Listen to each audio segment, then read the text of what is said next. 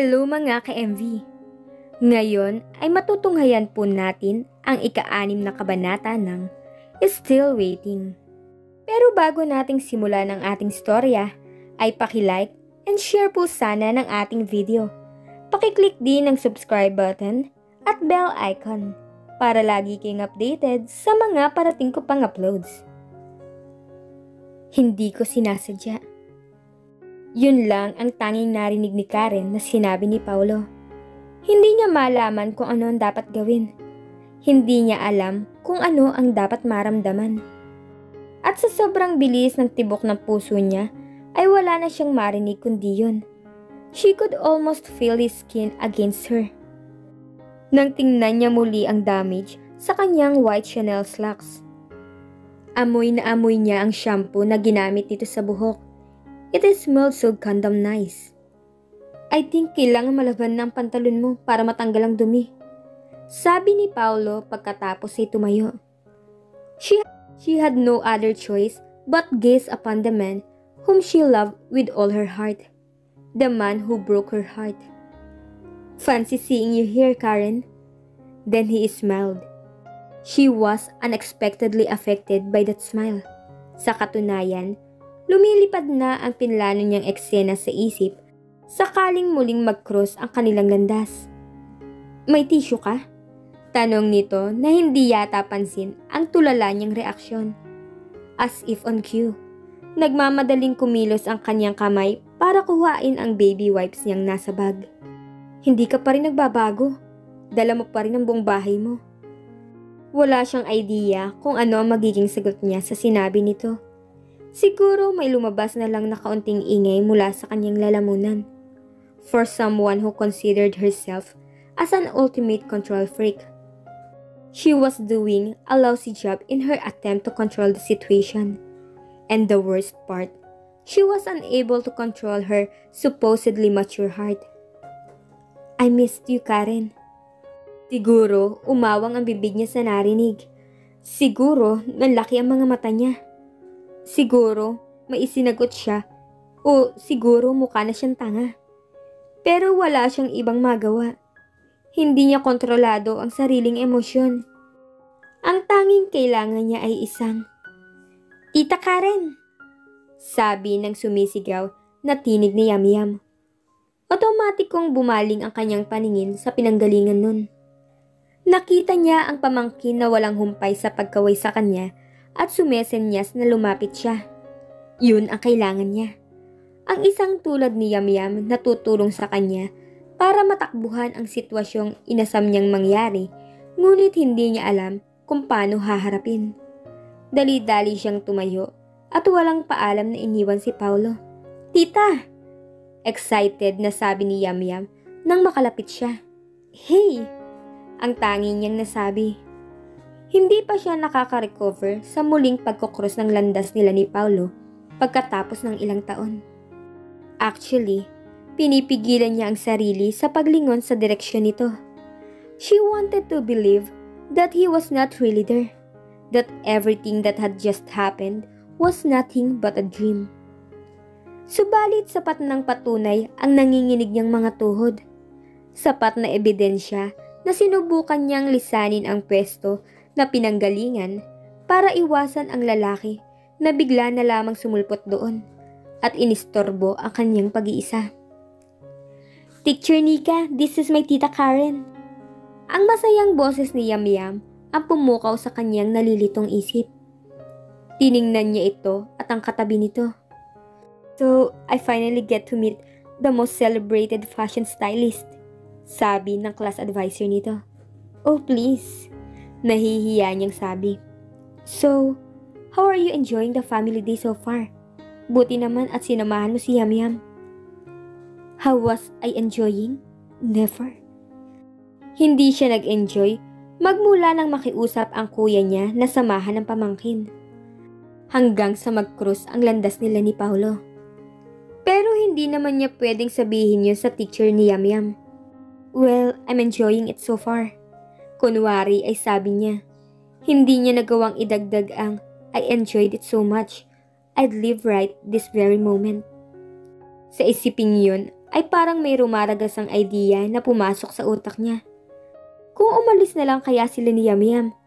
Tutal, walang bearing sa academic grades ng pamangkin kung nandun man sila o wala. But I'm afraid we have to go.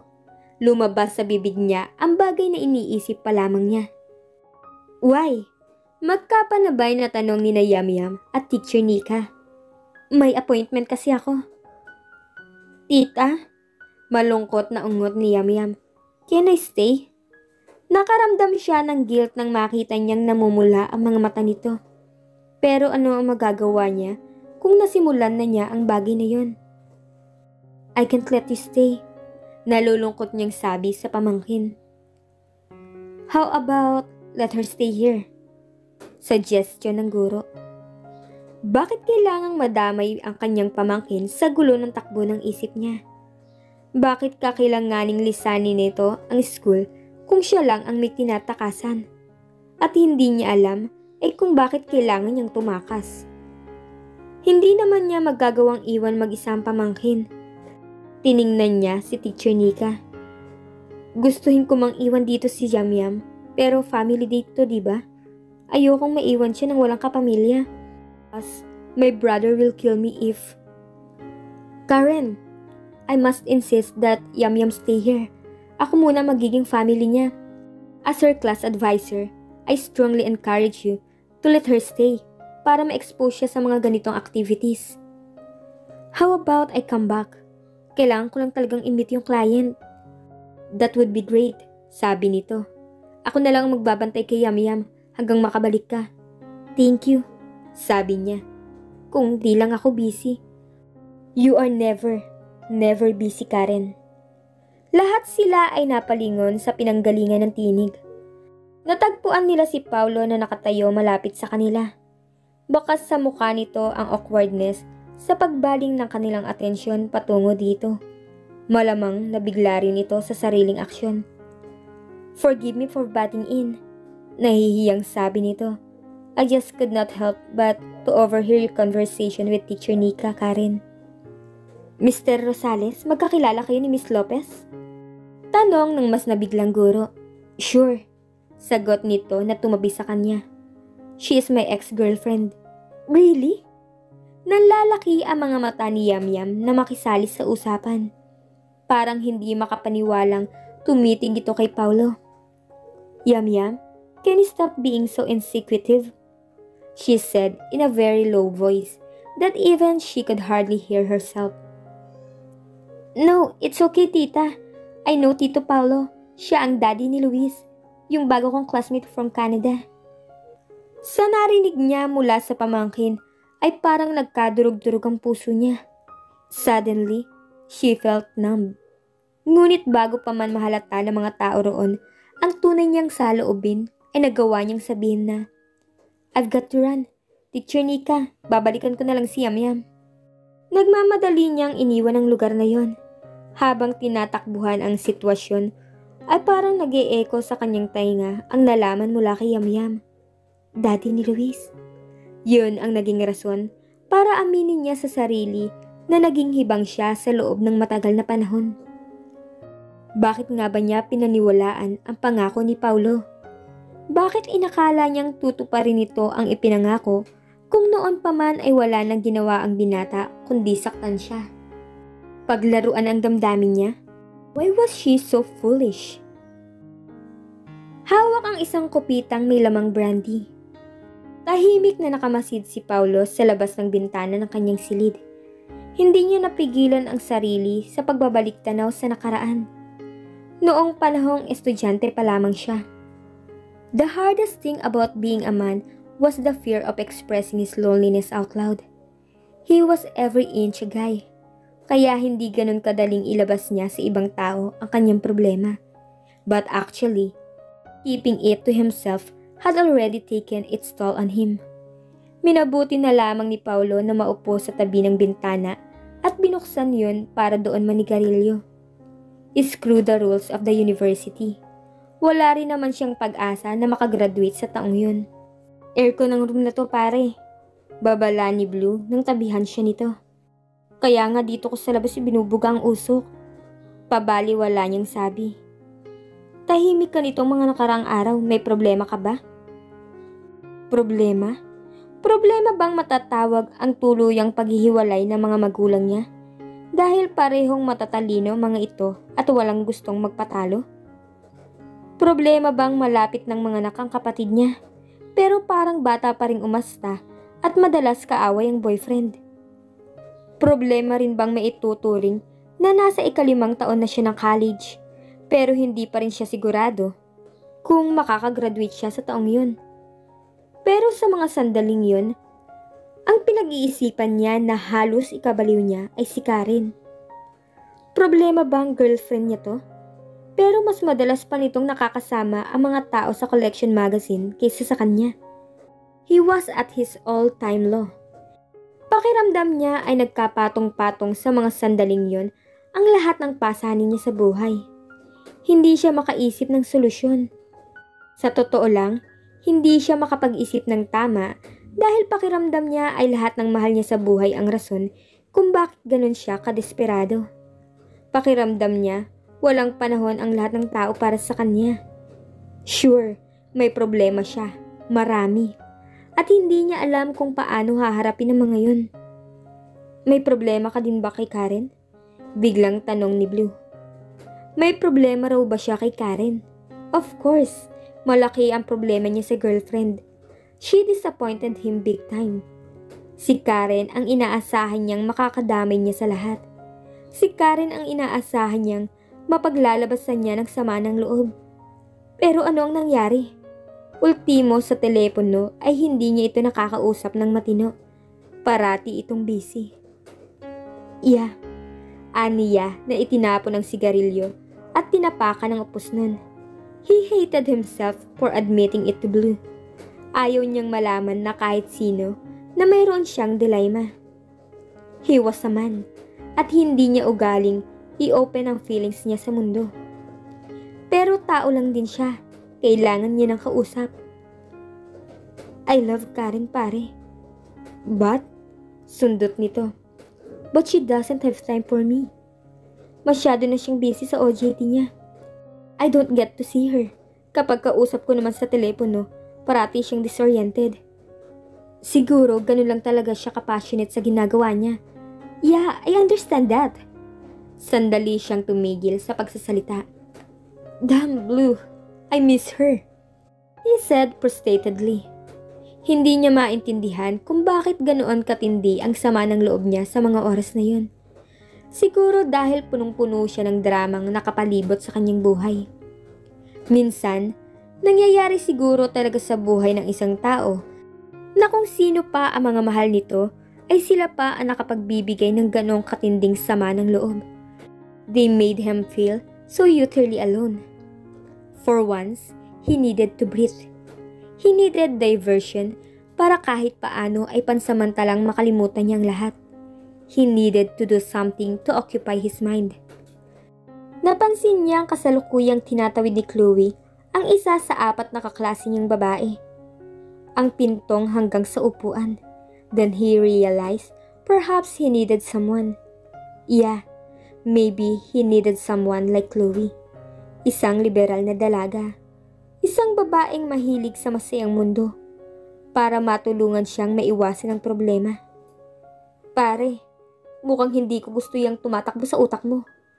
Pukaw ni Blue na malamang ay sinundan ang kanyang tingin at nabasa ang kanyang isip. Hindi ko rin gusto. Amin niya. Pero kung hindi ko gagawin, malamang masiraan na ako ng ulo. Pare, kung namimiss mo si Karen, ayoko masyadong magdemand sa oras niya. Putol niya. She loves what she does at ayaw ko makadagdag pa ako sa stress niya. But if you're considering cheating on her, hindi stress ang ibibigay mo sa kanya, kundi matinding sama ng loob. She doesn't deserve that. Maybe you're right. Napabuntong hininga siya. He eyed Chloe some more. Nang magtama ang kanyang mga mata, ay kumindat siya rito. Ngumiti naman ito. Don't do it, Paolo. Babala ni Blue. I will try not to. Kinabukasan ay nasa ganong estado muli si Paolo. Masama ang kanyang timplada dahil ang gumising sa kanya ay ang walang humpay na sigawan ng kanyang mga magulang. Nang pumasok si Chloe sa loob ng classroom ay nakatingin sa kanya. He really did wish for Blue to materialize.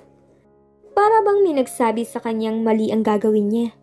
Sa kasamaang palad ay wala sa paligid ang kaibigan. Wala na rin ang kanyang matatag na resolve para gawin ng tama. Hindi na niya napigilan ang sarili nang tumayo siya at lumipat ng pwesto. "Hello," sabi niya nang maupo sa tabi si Chloe. "Hello," she replied. "You free for dinner?" Ngumiti ito. Ngiting hindi gulat na tila ba inaasahan nitong itatanong niya yon. "You're fast and you have a girlfriend." "Yeah," aniya. Hindi maipaliwanag ni Paulo kung bakit sa mga sandaling yon ay binaliwala niya ang katotohanang girlfriend niya si Karen. Siguro dahil yon sa kanyang rebellious side. Inisip niyang wala naman itong oras sa kanya, so he might as well enjoy another's company. Kailangan niya ng isang tao na mapagbabalingan ng atensyon. Mahal niya ang nobya. Hindi niya ikakailayon. Pero bata pa siya. Dapat ay nag-e-enjoy siya sa relasyon nila. Dapat ay nag-e-enjoy siya sa buhay. Subalit hindi naman niya nakikita ang dalaga. May karapatan nga siyang magdemand sa oras nito. Pero hindi rin niya ginagawa dahil sinusubukan niyang intindihin ang kalagayan nito. Ngunit naiinip siya sa kahihintay na mabigyan siya nito muli ng atensyon.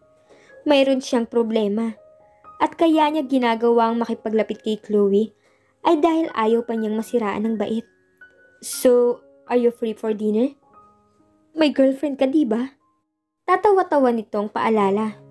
Pero nasa mga mata nito ang pagko-consider sa imbitasyon niya. "Nakikita mo pa ba kaming magkasama this past few months?" Sabi niya na iniiwasang maging tapat sa sagot. Makaraan ang ilang linggo na paglabas-labas kasama si Chloe ay na-realize ni Paulo na hindi niya kailangan ng ibang babae para magkaroon ng diversion. Napatunayan niyang si Karen lang ang kailangan niya. Siguro, hindi nito mamasamain kung hihingi siya ng pagkakataong makita ito at makasama para ma-share niya ang mga hinaing niya sa buhay. She once said that she would stop whatever it was she was doing for him. All he had to do was ask. Pero dahil mas iniisip niya ang kapakanan nito, hindi siya humiling na mag-date sila at huwag muna itong pumasok sa collection magazine. He sacrificed his own desire to see her because he knew she was too busy. But it was high time for him to demand for her attention. Siguro, dapat una pa lang ay yun na ang kanyang ginawa para hindi na rin umabot sa puntong mag-date sila nang mag-date ni Chloe. Tinatawagan niya si Karen sa bahay nito, pero ayon sa galit na nakasagot ay hindi pa ito umuwi. It was 1:30 in the morning.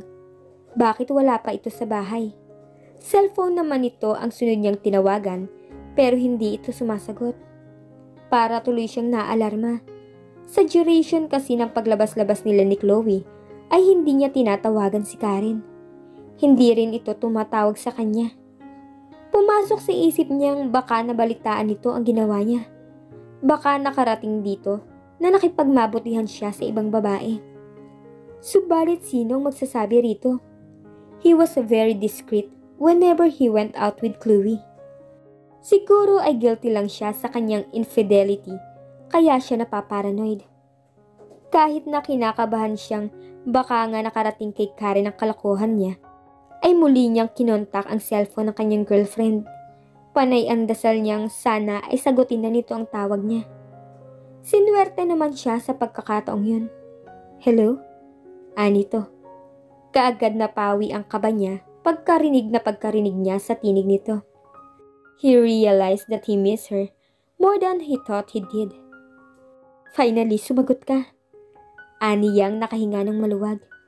Ngunit narinig niyang tila napakaingay ng background sa kabilang linya. Parang nasa party to. "Nasaan ka?" Tanong niya na hindi nagawang itago ang pagsiselos. "Nasa party ka?" Nakaramdam siya ng matinding pagkainis. There he was swimming in a puddle of problem, missing Karen so badly. Pero nagagawa pa nitong pumunta sa party. Bakit nasa party ka? Anong oras na? Nasaan ka? Susunduin kita. Biglang tumawa si Karen. Tawang tila na ieskandalo sa mga sinabi niya. Tawang tila na iinsulto siya. Go back to sleep, Paulo. I'm fine on my own. Goodbye. Wait, Karen. Don't hang up on me.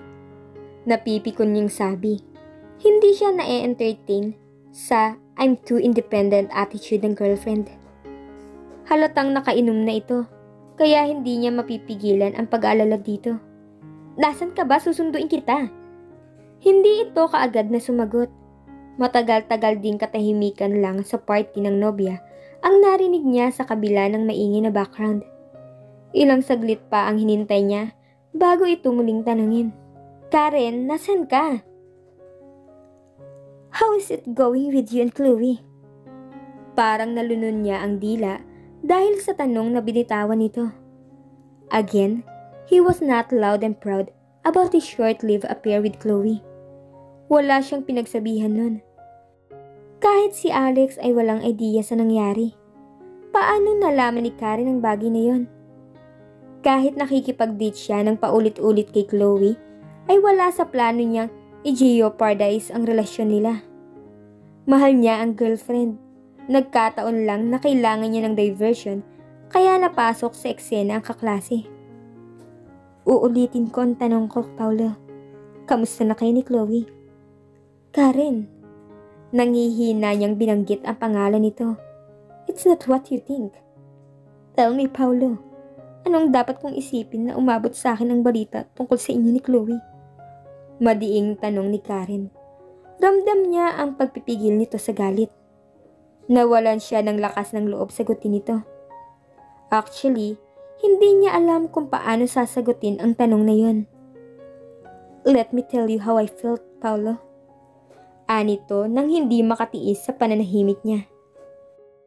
This past few months ay wala akong ginawa kundi magtrabaho sa collection. And this past few months ay wala akong inisip kundi ang magandang paraan para mapasalamatan ka. I thought you were so understanding. I was actually thinking about our nice and supposedly memorable out-of-town trip for both of us. Once my OJT period here is over. Pero paano pa mangyayari yun kung ipinagpalit mo na ako sa iba? I told you, Karen. It's not like that. Muli ay sabi niya. I just needed some diversion. Punong-puno ako ng hang-ups, pero sobrang busy ka. Ayokong istorbohin ka. Kailangan ko ng... You could have told me you needed me. Paulo, dahil dadamayan kita. I know, he said weakly. Naiintindihan niya kung saan nanggagaling ang sama ng loob ni Karen. Alam niyang mali ang ginawa niya. Maling-mali. Karen, nasan ka ngayon? Susunduin kita, mag-usap tayo. Gusto kong magpaliwanag ng maayos. There was a long silence on Karen's end. Kinakabahan siya sa mga susunod na sasabihin nito. He hated himself for being weak. He hated himself for causing her that pain. We're over, Paulo. Mahinang-mahinang sabi nito. Siya naman ay nabigla sa narinig kaya hindi niya kaagad nagawang mag-react. Kinuha ni Karen ang pagkakataong yun para magpatuloy. You should have known that what goes around comes around. You needed Chloe for diversion, di ba? Nang mabalitaan ko yun, kinailangan ko din ng diversion. But the thing is, hindi ko magagawang iwan ang taong dumamay sa akin noong nasaktan ako dahil sa iyo, Paulo. Hindi ko hihiwalayan ang bagong boyfriend ko. Noon niya na-realize ang gravity ng ginawa niya. It was as if Karen took the very air from his system. Karen, that's not true. Nagsisinungaling ka lang. You wanted to punish me because of what I did. Gawin mo sa ibang paraan, huwag ganito. Karen, hindi ko kaya. You hurt me real bad, Paulo. I know, and I'm so sorry. Punish me in some other way, Karen. Please, huwag mo lang akong iwan. Ilang saglit itong nanahimik. Pagkatapos ay bumuntong hininga. Too late, Paolo. Hindi mo ako dapat sinaktan. Hindi dapat tayo nagkaganito. Hindi rin ako dapat nagkaroon ng bagong relasyon. I'm really sorry, Karen. I really am. Handa akong tanggapin lahat ng kahit anong parusa mula sa'yo. Basta tayo pa rin. Kung may boyfriend ka ng bago, hindi mo naman siya mahal, diba? Ako pa rin ang mahal mo, diba? True, Paolo. Ikaw ang mahal ko. Pero matututunan ko ding mahalin si Blue. Because he is far better man than you. Hindi matanggap ni Paolo ang sinabi ni Karen. He wanted to believe that it was only her ploy to torment him. At kung yun man ang totoo, she did a great job hurting him. Dahil sa sama ng loob ay uminom siya pero hindi nagpakalasing. Hindi niya matanggap na ang babaeng pinahahalagahan niya ay iniwan na siya. Dump him. For Blue. Wala sa karakter ni Blue ang mang-agaw ng girlfriend. He was the gentlest of the gentlemen he had ever met. Mabait na kaibigan. Maaasahan. Hindi mga agaw, hindi ahas. He needed to talk to him. Gusto sana niyang personal ang maging pag-uusap nila. Pero hindi na niya mahihintay ang umaga para makausap to. Hindi siya makakatulog, hindi siya matatahimik. Tinawagan niya si Blue kahit 3:00 na ng madaling araw. Habang naririnig niya ang pagriring ng telepono, ay nanginginig siya sa galit. Nang sagutin nito ang tawag ay hindi na siya nagtumpik-tumpik sa pagtatanong. Is it true? Kayo na ni Karen? Matagal bago sumagot ang kaibigan mula sa kabilang linya. At pagkatapos ng isang malalim na buntong hininga ay kinumpirma nito ang tanong niya. Yes, it is true. Doon parang naglaho ang katinoan niya. Parang gusto na niyang ibaba ang telepono. Gusto niyang mag-drive papunta sa bahay ni Blue. Hamunin ito ng suntukan. Gusto niyang saktan ito sa pangaagaw kay Karen. I'm sorry, Paolo. It just happened. Dagdag pa nito. Lalong kumulo ang kanyang dugo. Bullshit, Blue! Malakas niyang sabi. Don't tell me you're sorry when you are not. Paano mo nagawa sa akin to? Magkaibigan tayo. Ikaw ang gumawa nito sa sarili mo, Paolo. Tugon nito sa mababa at kalmadong tinig. I warned you. Sinabi kong masasaktan mo si Karen pero hindi ka nakinig. Ikaw ba ang nagsabi sa kanya? Mariing bitaw niya sa akusasyon. Did you take the privilege of telling her what I had done para maagaw mo siya sa akin? Ganun ba? Wala akong sinabi sa kanya. Sabi nito sa mababaring tinig. Jen saw you and Chloe one time. Jen snooped around.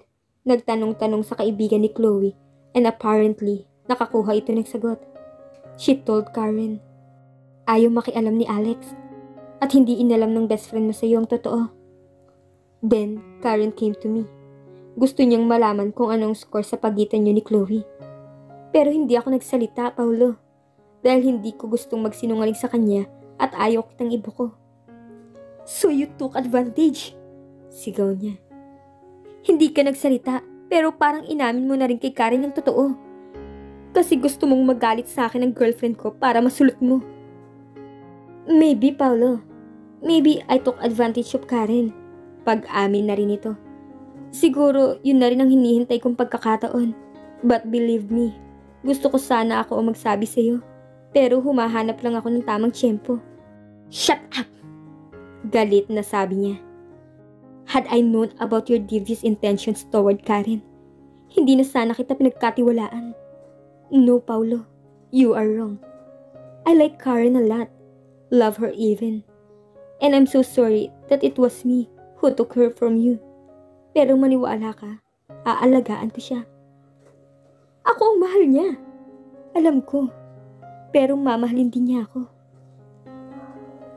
At dito na po nagtatapos ang ika-6 na kabanata ng Still Waiting. Abangan niyo po ang susunod na mangyayari.